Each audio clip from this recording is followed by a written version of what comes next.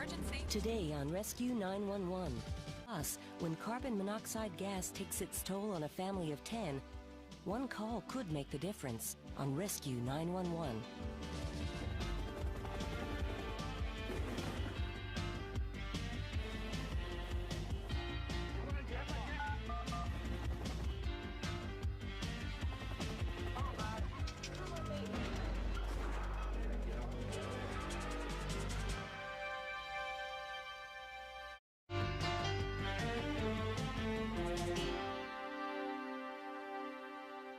On November 7th, 1991, in Roseville, Minnesota, Tom Lang and his wife Ginny discovered it could be a fatal mistake to assume we're protected from danger in the comfort of our homes.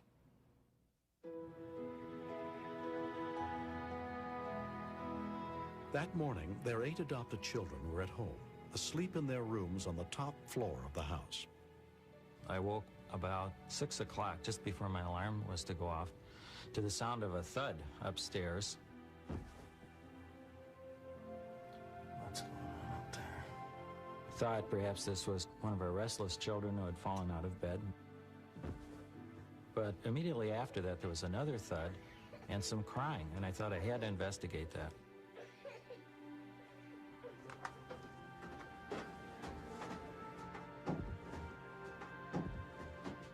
By the time I reached the top of the steps, I saw Chuck lying face down in the bathroom. Chuck? What's wrong? Dana? I'm just gonna get on. Come on. Dana, you two, let's get going. Let me help you. No, I can't. You can walk. Can't. Come on. Atta girl. I saw Tina in the hall, and I asked her how she was doing, and she said she was sick too. I don't feel so good either. Okay. My thinking at that time was basically that several kids had the flu, and that isn't unusual to have 3 or 4 kids at a time be sick in our household. A couple of the kids are sick upstairs. You think they have the flu? I told Tom that I just couldn't get up then because I just felt too nauseated. I'll take care of it. I was trying to think through what might be going on. Why would so many family members be sick? Tom, a physician, went to get some Tylenol. When I got back upstairs, I found Jason lying on the hallway floor. Jason! It was at this point that I really became concerned. Christina? Christina! And I thought there was more to this perhaps than just the flu. Thinking there might be a gas leak, Tom went to the basement to check the heaters. We hadn't been using our pool for about 2 months, but the burner seemed to be going full blast, and I couldn't turn it off. I didn't know what was going on, but I knew that heater shouldn't have been on like that. At this point, I felt a little woozy. But as soon as I felt that myself, I became convinced that we were probably poisoned by carbon monoxide. At 7:05 a.m., a call came into the Ramsey County Sheriff's Department. This is Dr. Tom Lang. Yes, sir. All of us woke up sick this morning. There's a family of 10. Okay, what do you think the problem is? We think it's carbon monoxide. I called Ramsey Poison Control Center. Okay, so how sick is the sickest person there? We have coordination problems, and they have asked us all to come into the gear. I have a van, but I don't think I can drive. Okay, Mr. Lang, what I'm going to do? Get my children down from upstairs. Okay, you keep them awake, and we'll send somebody right over. Thank you. All right. It was important to keep the kids moving and crawling and getting down to the fresh air, because as long as they stayed where they weren't going to be safe. After my dad had called 911, I was wondering if they were going to be there in time in order to save us. It's all you're thinking at that moment is, am I going to survive? Are we going to survive as a family?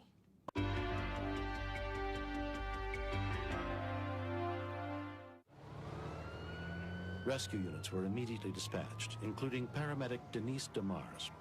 Carbon monoxide poisoning is real serious, and it's a cumulative thing. You can get more and more and more, and if you don't get rid of it, you can go into respiratory arrest, cardiac arrest, and you will die from it. Cindy, come on. You can do it, can't you? The kids were so sick, we were so sick, you can't stand up, you can't move. Jenna, you okay? Mobilizing those kids when they're that way You hardly have the strength, but yet you know you have to do it. It's like being in a fire. You've got to move.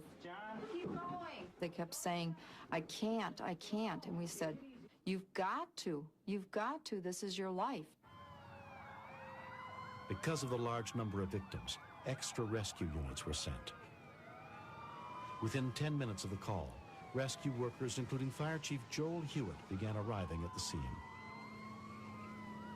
I immediately got out of the truck with my personnel and I told them to go and systematically search the house from the north end to the south end, looking in the closets, under the beds, in the bathrooms, wherever a person could be.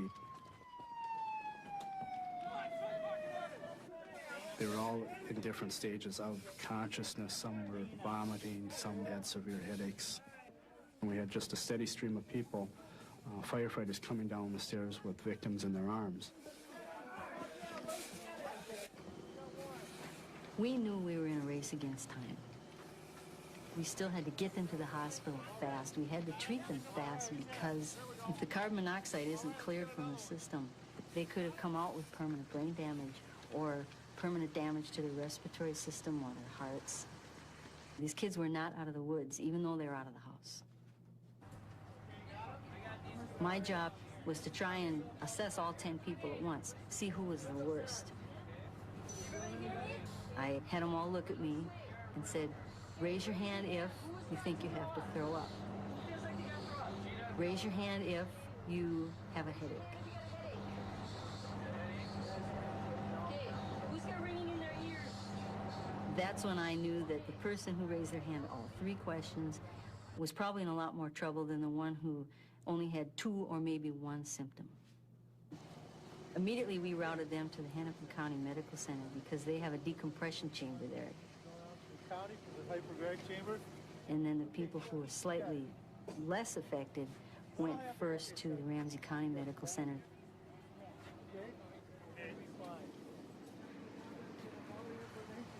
I thought that all of us could have lost our lives within minutes, perhaps seconds. It was just too close. All 10 family members were treated and released without any sign of permanent injury.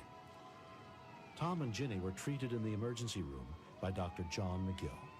Carbon monoxide poisoning is known as a silent killer. It's colorless, odorless, and tasteless.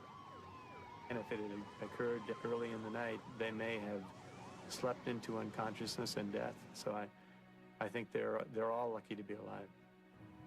An investigation showed that the heat exchanger on the pool furnace had corroded, causing dangerous gases to back up inside the house.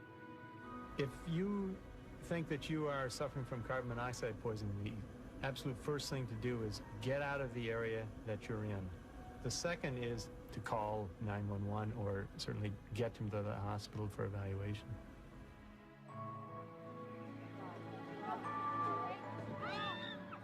A month after the incident, the memories of that morning are still vivid for the whole Lang family.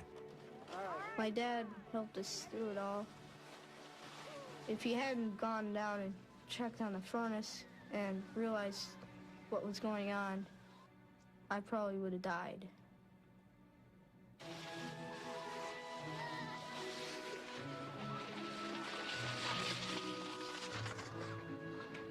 Way to go! Way to steer, Dana! I've learned from this experience that we are very vulnerable to our environment, and I hope in some way that my family can be spokespeople for the silent killer that carbon monoxide is. Holy cow! Oh, I can't believe it. The rescuers that were here that morning, I'm telling you, I was ready to hug every one of them. They went to their job and they did a superb job. I get goose pimples when I say that because they're great. They're great. They're fantastic. I think definitely the incident has brought us closer together as a family. It's really, really scary to think that we could have all died that morning, you know.